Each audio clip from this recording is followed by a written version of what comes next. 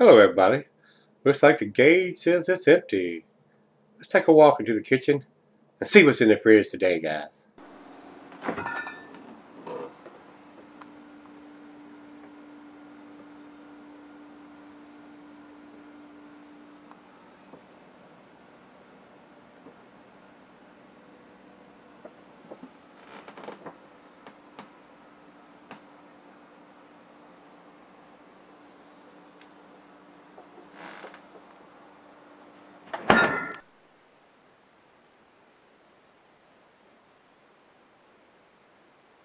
Hello everybody, thanks for stopping by Gregsbeerreviews today. Hopefully this will be a treat. This is Dogfish Head's Burton Baton. This is oak aged Imperial India Pale Ale. 10% 10% ABV if I can talk. I've had this beer quite a while, guys. It's been downstairs in one of the fridges. As a matter of fact, bottled on date on this one is October 14, 2010. So, not quite 3, about 2.5 years old here, guys. So, we'll see. When I first got this beer, I wasn't a big fan of the Imperial IPAs because they were just too boozy. So, I put this one away, and like I said, some of my subs like to cellar their Imperial IPAs. I am not in that crowd, and it's just been sitting back in there, just resting away. Hopefully the alcohol is subsiding a little bit, and it'll be more easier drinking. Plus my palate has developed quite a bit over the last 3 years, and I may be able to handle it now. That's the main reason why I haven't done the review on the Dogfish 120, because I had tasted that about 3.5, 4 years ago, and it was just over the top, and it just blew my palate out of my mouth, and I almost couldn't drink it. It was so strong. So that's why those are the ones I have. You see in the fridges down there. I write the date on them when I got them, and they're just in there cellaring away because I'm not into the big boozy beers. A lot of the bigger beers are really well made, and they're not boozy, or not as boozy. So we'll see what this one brings out. I'm going to give you some commercial descriptions on this one. Rate Beer has this listed. The elusive brew is made from Pilsner malt and amber malt with an original gravity of 26.5 Plato, yielding an 11% ABV. It's hopped with Warrior and Glacier varieties. Primary fermentation takes place in open vessels using 2 yeast strains. They have 2 different vessels. They'll use an American yeast in this one, and they'll use the English yeast in that one. For added complexity, the beer is conditioned on barrel staves of French oak for 4 months before being dry hopped with Glacier at the rate of 1/2 pound per barrel. This elixir is then blended 50-50 with the 90-minute IPA. After blending, the beer will measure 80 IBUs and a 10% ABV is what this one is. The bottled in cork bottles through Michael Jackson's Rare Beer Club by late November '04, and available in these 12-ounce bottles for full distribution in early '05. So they've been putting them in these little bottles for quite a while now, about 8 years. So I've had this one almost 2.5 years anyway. So we'll see what this one brings, guys. American Double Imperial IPA, year-round availability. Food pairings for this beer, the cuisine is cheese.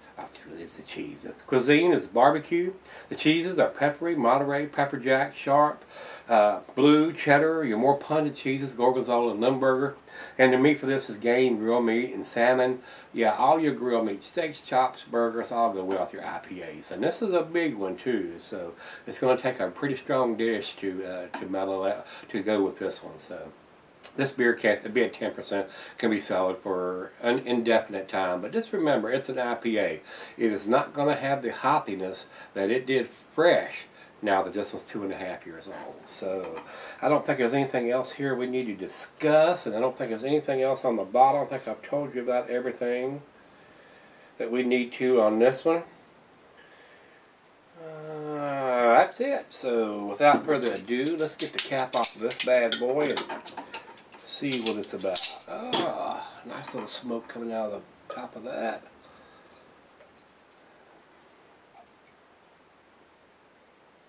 Right down the center. Alright, guys. It's like an old lost friend here. I've been looking at that bottle in the fridge for 2.5 years now. Over into the light. It's fairly clear. I can see the bulb right through there. A few bubbles streaming up. And very orange and tangerine in color there, guys. Good looking beer in the glass. Didn't pour a massive head with that aggressive pour. I was surprised. Sometimes they do, sometimes they don't. This particular one did not. Well, let's get a nose on it and see what we got.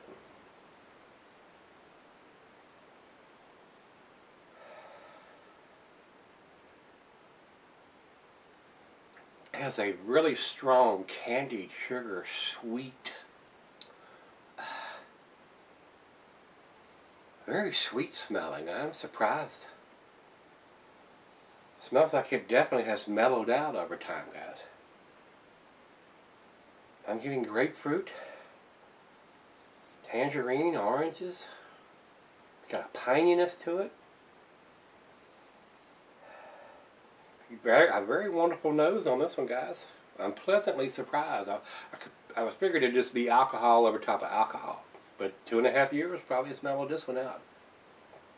Well, let's give it a hit, see what we got. Cheers, everybody.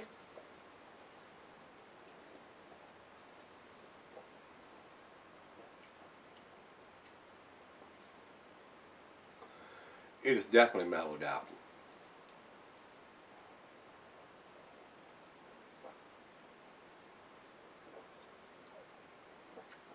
For 80 IBUs, it does not taste like it. The hops has really mellowed out on this one.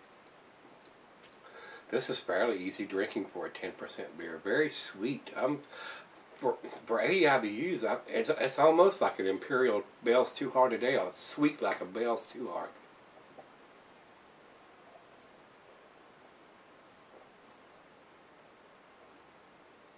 Wow, guys, this is delicious. I'm frankly blown away just a little bit. I was actually surprised, suspecting this to be still a little bit on the boozy side, and it is not. Of course, it's right out of the fridge, 40 degrees. As it warms up, that alcohol probably will return a little bit, or a lot. But it's delicious. I'm sitting here drinking it all right here in front of you.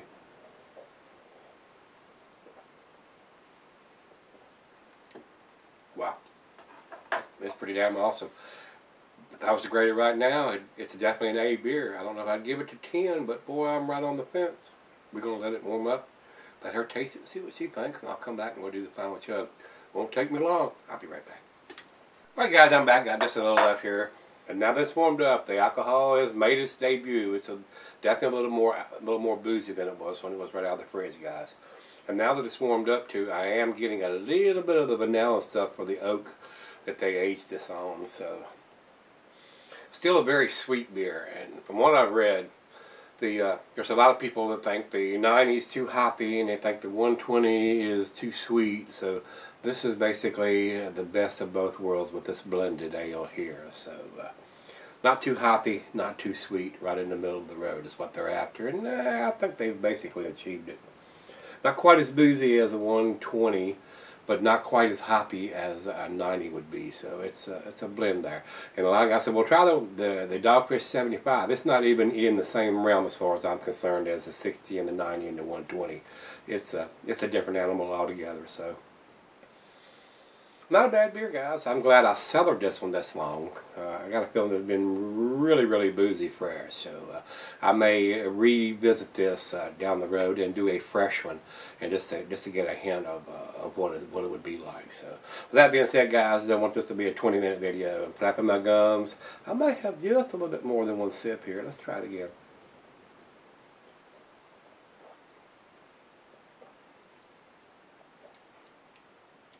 Yes, very nice beer. Very easy drinking.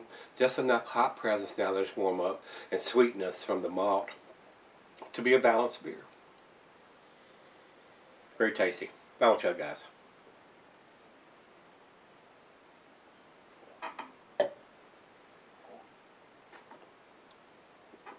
I say this all the time. A lot of my subs like to cellar these bigger beers. I am not in that crowd, especially on the IPAs. But also, with that being said, I think I did the right thing by cellaring this one at least this long, because I think it's very, very tasty. Like I said, if I see it again and it's a fresh bottle, I may go ahead and pop and pick that one up and just review it, you know, within a week of having it if it's a fresh bottle, just to get a hint of how much difference it is between this one that's 2.5 years old and a fresh bottle. Very tasty, guys.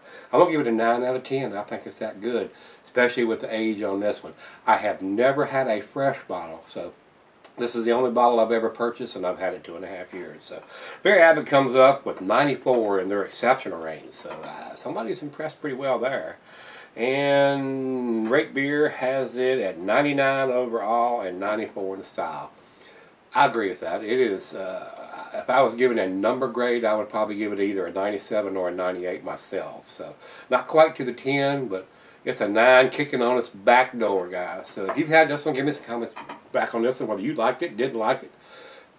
I'm kind of glad I cellared this one. So let me know what you think on this one, guys. As always, rate, comment, subscribe. Let's go see what's in the fridge tomorrow. Join me then.